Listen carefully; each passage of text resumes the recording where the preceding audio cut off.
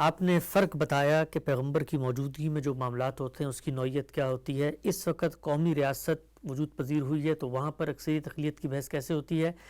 اس دور کے اندر اس خطہ ارض میں جہاں پر پیغمبر کو مبعوث کیا گیا تھا، اس کو ہم جزیرہ نما عرب کہتے ہیں، آج بھی تقریباً 6-7 ممالک پر مشتمل ہے.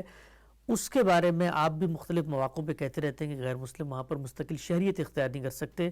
تو وہاں پر آج بھی اقلیت اور اکثریت کی وہ بحث پیغمبر ہی کے کانٹیکسٹ میں ہوگی، نہ کہ جو قومی ریاستیں بن چکی ہیں ان کے کانٹیکسٹ اس میں. میں کوئی شک ہی نہیں ہے کہ وہ جزیرہ نما عرب کو اللہ تعالیٰ نے اپنے لیے خاص کر لیا ہے. وہ قرآن کی اصطلاح کے مطابق الارض المقدسہ ہے، یعنی وہ سرزمین ہے جس کو اللہ نے اپنے لیے خاص کیا ہے. اس سرزمین کو خالی کرایا گیا ہے، پیغمبر بھیج کر خالی کرایا گیا ہے.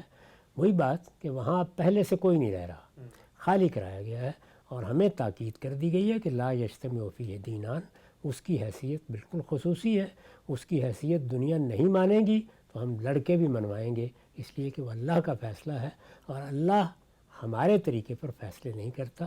وہ اس زمین کا مالک ہے، وہ جو فیصلہ بھی کرے گا وہ نافذ ہو جائے گا.